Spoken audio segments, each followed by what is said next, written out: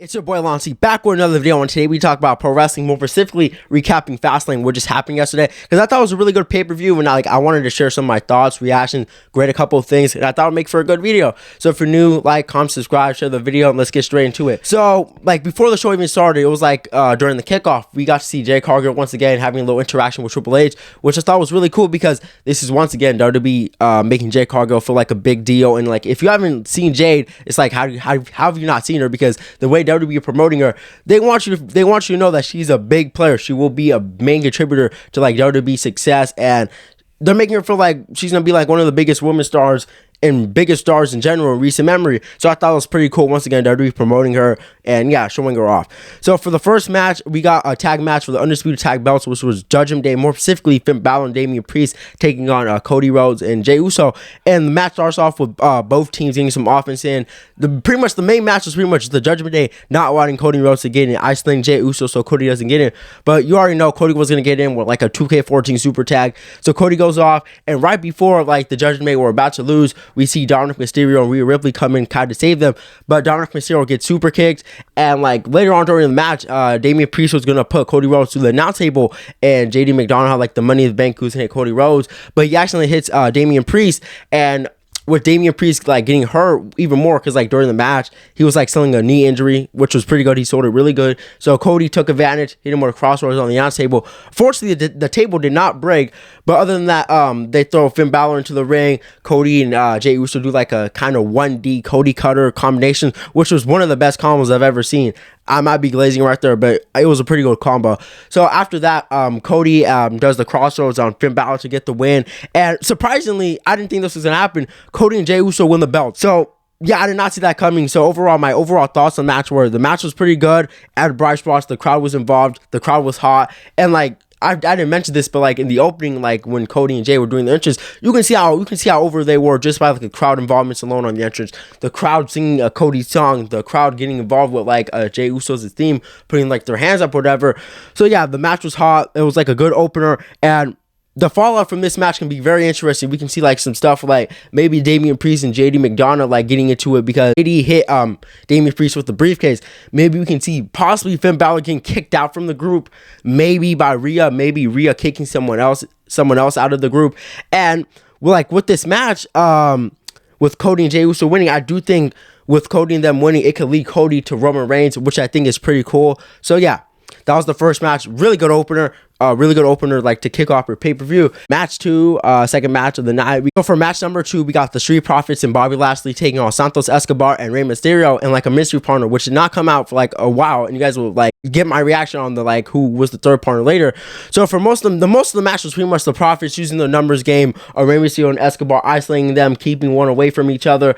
But eventually, the momentum shifted when this person came out. The mystery partner was Carlito, and I went crazy for the shit. Yeah, the theme song, it was pretty iffy. I'm not sure yet what my thoughts on the theme song were, but Carlito comes out. The crowd goes crazy. The momentum shifts in the match. Escobar takes out Lashley. Carlito does his 5 moves of doom, gets rid of the Profits, and gets the win. So yeah, the match was pretty good. I thought the crowd got hyped, the crowd got involved, and yeah, WWE once again doing another good match. And I'm begging for them to sign Carlito. Please, let's just sign Carlito. He's in good shape for how old he is. He may be in his 40s. He's in good shape. I love everything that Carlito does. Unfortunately, he did not get to spit the apple, which was unfortunate. But yeah, that was a pretty good second match, and good match.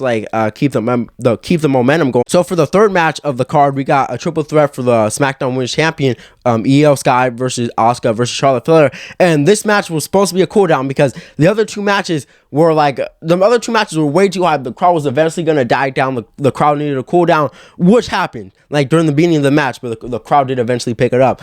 So I was dead during this match. I'm not gonna lie, I was not very interested in the match. So the match kind of starts off with Asuka giving a miss to Charlotte, which happened probably a little too early in my opinion. So she gives Charlotte the miss, and we get a little mini one-on-one match for Asuka and Io Sky. So pretty much half the match was pretty much just a one-on-one match between them two, which was pretty cool, and hopefully that they get another match down the line with each other.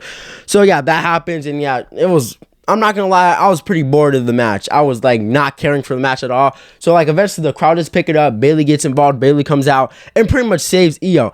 Distracts the referee. Io hits that moonsault off the top rope and Io wins. So Io wins the match. And I do think that WWE could do something like Bailey like telling Io that she wouldn't have won if it wasn't for her. They could have like a little match with them too. So yeah, the third match, I'm not gonna lie, I really didn't care for it. So for our second segment, we got to see Pat McAfee come out, which was to be expected because like the location of Fastlane. So yeah, he kind of throws out the idea of of WrestleMania possibly being in Indianapolis, which I don't give a shit about. So he introduces John Cena, and the match started. So pretty much the match was John Cena, LA Knight versus the Bloodline of Jimmy Uso and Solo Sikoa. So the match starts off with pretty much Cena getting some offense in on Jimmy Uso, and like Jimmy Uso trying to prove to Solo Sikoa that I can't take care of business. Like, I don't need you. I can take care of some business. So after that, the majority of the match was pretty much John Cena getting beat up by the Bloodline. And yeah, eventually John Cena does get like another super tag 2K14 style in on LA Knight. And the crowd goes crazy when Knight comes in. LA Knight comes in, does like his couple punches, kind of like Bubba Ray style.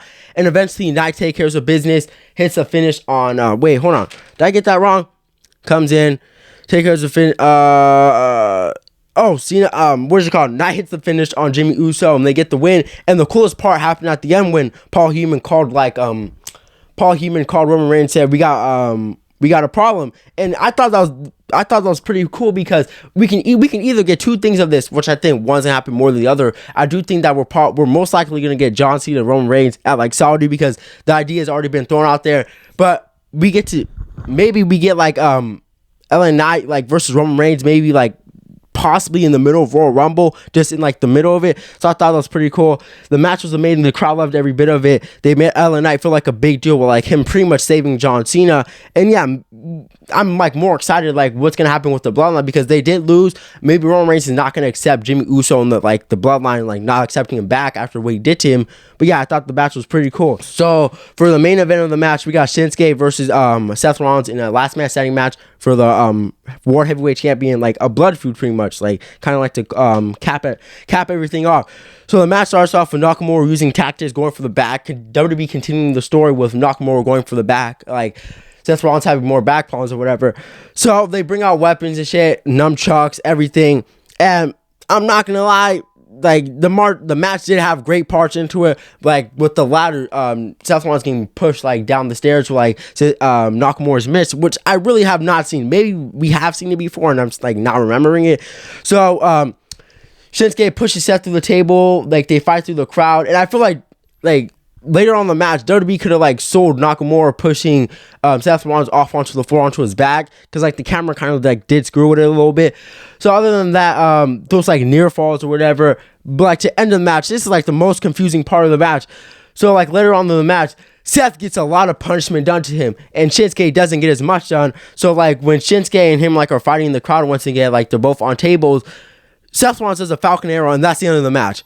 Which was like, I did not expect that at all because Shinsuke did a lot more damage to Seth Rollins in one Falcon Arrow. I feel like this has been a problem in Seth Rollins' matches. Like it felt like we could have gotten like to another gear of the match. Like I felt like there was something missing to it. If you guys know what I mean, I felt like that should have not been a finish of Falcon Arrow. Like that's it, really. I feel like we could have done much more with that, and I really did expect Shinsuke to win the match because I'm not gonna lie, yeah, I do like Seth like with the title, but I feel like we could have like used the run with Shinsuke Nakamura because I feel like Shinsuke should get the title. I feel like he's done enough to get it, and yeah.